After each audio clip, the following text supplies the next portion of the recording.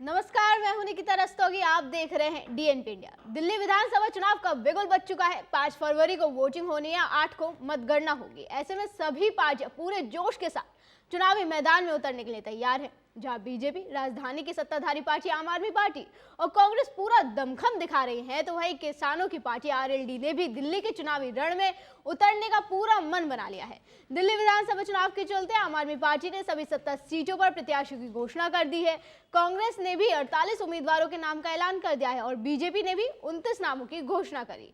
BJP के सहयोगी दल जेडीयू, एलजेपी, जीतनराम मांझी की हम पार्टी दिल्ली में सीटों की मांग कर रही है, तो वहीं आरएलडी भी अब इस रेस में आगे आ गई है।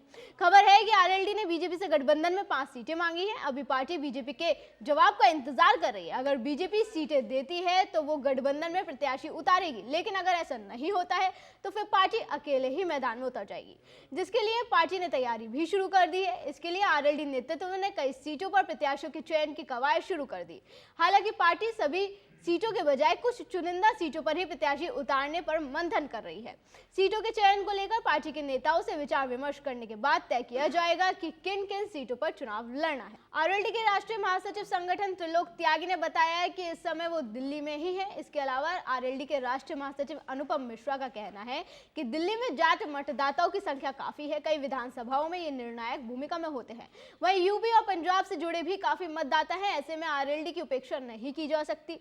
पार्टी इन मतदाताओं को साथ देने में महत्वपूर्ण भूमिका निभाएगी। साथ ही कहा कि बीजेपी से गठबंधन के दलों ने अपनी सीटों का प्रस्ताव दिया है। हमें उम्मीद है कि इस पर जल्द सकारात्मक निर्णय होगा। उन्होंने कहा कि पार्टी दिल्ली चुनाव में उतरेगी, कितनी सीटों पर इस पर जल्द फैसला लिया जाएगा।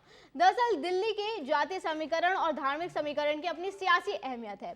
वहीं भारी दिल्ली की बात करें तो वहां जाट समाज निर्णायक भूमिका में है। बता दें कि दिल्ली के 364 में से 225 गांव जाट बहुल है और विधानसभा चुनावों में करीब 20% हिस्सेदारी जाट मतदाताओं की रहती है। बीजेपी जाट वोटर्स को साधने के लिए लगातार कदम उठा रही है। दिल्ली के चुनावों में भी बीजेपी को जाट वोटर्स का साथ मिलता है। जाट समुदाय आमतौर पर एक संगठित वोट बैंक के रूप में कार्य करता है। ये समुदाय आमतौर पर अपनी राजनीतिक ताकत को समझता है और एकजुट होकर मतदान करता है, जिससे उसकी सामूहिक शक्ति बढ़ जाती है। जब कोई समुदाय किसी पार्टी के पक्ष में एकजुट होकर मतदान करता है तो ये चुनाव परिणाम को प्रभावित भी कर सकता है।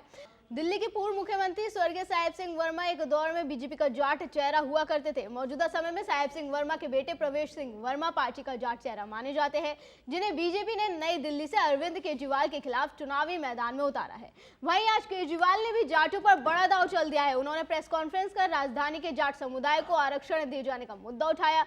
उनका कहना है कि बीजेपी ने जाट समाज को धोखा दिया है। केंद्र सरकार के किसी कॉलेज, यूनिवर्सिटी या संस्था में दिल्ली के जाट समाज को आरक्षण नहीं मिलता।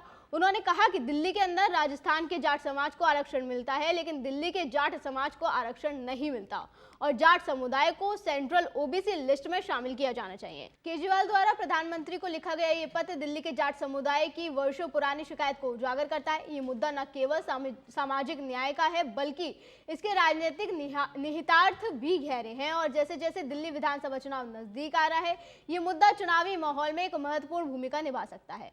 ऐसे में अगर बीजेपी आरएलडी को टिकट देती है तो उनके लिए ये कहीं ना कहीं फायदेमंद भी साबित हो सकता है। अब देखना ये होगा कि बीजेपी इसका क्या तोड़ निकालती है और इस सब के बीच क्या वो जाटों की पार्टी आरएलडी को उनके द्वारा मांगी गई 5 सीटों पर टिकट देती है या नहीं, उसका भी रहेगा इंतजार। अभी के लिए इतना ही। आप देखते रहें डीएनपी इंडिया। नमस्कार।